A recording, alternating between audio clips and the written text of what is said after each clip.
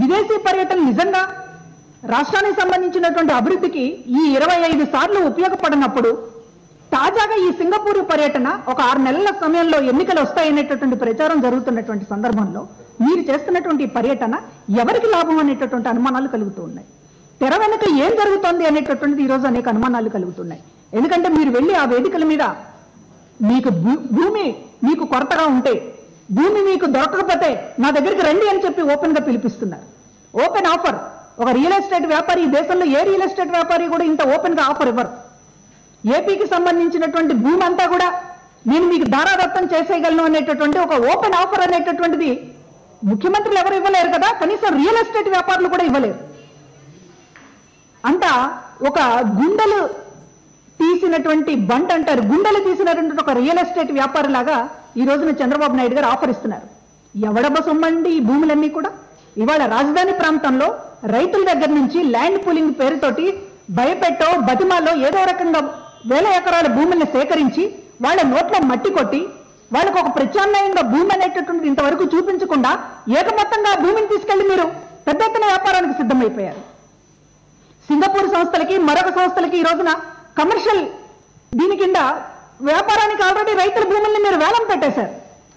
అదే తరహాలో ఒక రుచి మరిగి రియల్ ఎస్టేట్ వ్యాపారం రాజధాని పేరుతోటి రియల్ ఎస్టేట్ వ్యాపారం రుచి మరిగినటువంటి చంద్రబాబు నాయుడు గారు ఈ రోజున సింగపూర్ వెళ్ళి మరొక చోటుకి వెళ్ళి మీకు భూమి కావాలంటే నా దగ్గరకు వచ్చేయండి పరిగెత్తుకునేటటువంటి ఆఫర్లు ఇస్తా ఉన్నాడు ఈ రోజున.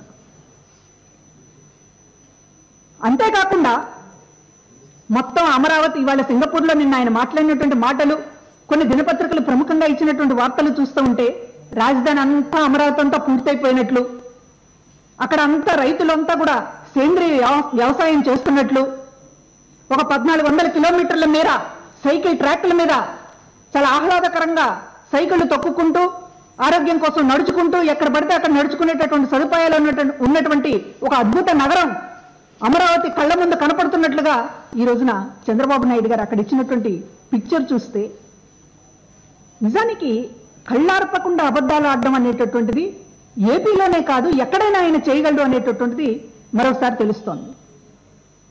ఇవాళ అమరావతిలో ఏముందని మీరు అక్కడ సింగపూర్ వాళ్ళకు ఊరిస్తున్నారండి? చింతమనేని ప్రభాకర్ రావు ఎమ్మెల్యే లాంటి వాళ్ళు గేదెల్ని పంపించి అక్కడ మేపుకోవడానికి వాడుకుంటున్నటువంటి భూములుగా తయారైన మీరు రైతుల దగ్గర నుంచి తీసుకుని అక్కడ రాజధానిలో ఒక ఇటుక నిర్మాణం లేదు, చూపించడానికి అక్కడ ఏమీ లేదు. కనీసం మీరు మట్టి నీళ్లు అని సేకరించిన దాన్ని కూడా అక్కడ కూడా ఒక పిచ్చి మొక్కలు మలిచినటువంటి పరిస్థితి. దాన్ని తీసుకెళ్లి మీరు సింగపూర్లో సైకిల్ ట్రాక్లు, వాక్ ట్రాక్లు, రైతులందరూ కూడా ఏదో సేంద్రీయ వ్యవసాయం చేసి బంగారం పండిస్తున్నారనేటటువంటి కథనాలు. సేంద్రీయ వ్యవసాయం అనేటటువంటిది ఈ రోజున ఏపీలో జరుగుతోందా?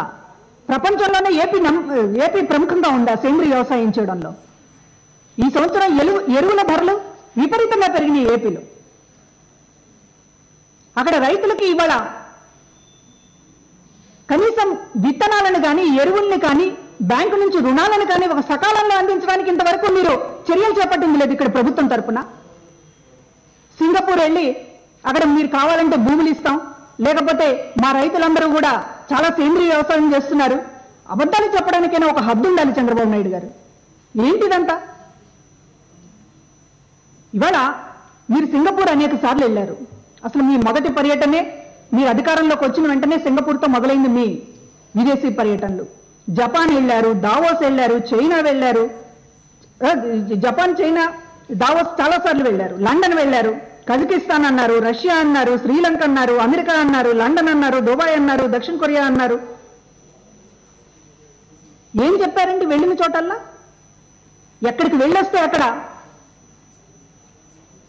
ఆ నగరాలతో మన అమరావతి పోటీ పడుతోంది అనేటట్టు చెప్పారు. ఆ నగరాలను పోలినట్లుగా అమరావతిని నిర్మిస్తామని చెప్పన్నారు.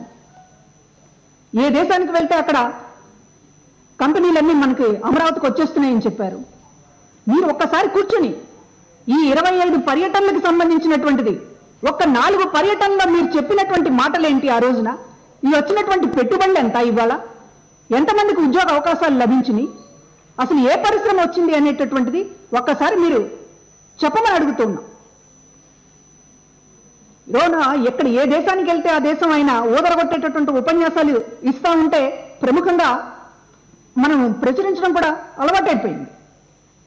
కానీ ఒక్కసారైనా ఒక క్రాస్ క్వశ్చన్, ఏ దేశానికి వెళ్ళారు, ఎప్పుడేం మాట్లాడారు, ఏం పెట్టుబడులు వచ్చినాయి, ఎంతమందికి ఉద్యోగాలు వచ్చినాయి, ఏపీ ఏ మేరకు డెవలప్ అయింది అనేటటువంటిది ఉండదండి? బాధ్యత అడగాల్సినటువంటి బాధ్యత మనకు ఉండదా? కనుక విదేశీ పర్యటనల పేరుతోటి ఈయన చేస్తున్నటువంటి ఈ మాయ, ఆయన స్వప్రయోజనాలు తెర వెనుక ఏం బాగోతాలు చేయడానికి వెళ్తున్నారు. అదేవిధంగా ఏపీకి సంబంధించినటువంటి భూములని మొత్తం కూడా ఒక పణంగా పెట్టి మీ ఇష్టం, మీరు ఏది కోరితే అది ఇస్తాం ఇక్కడ అనేటటువంటిదిగా మాట్లాడుతున్నారు. ఏపీ కేబినెట్ సమావేశాలు ఎప్పుడు జరిగినా కూడా భూ సంతర్పణలే. ఏంటండి, వీడియో నచ్చిందా?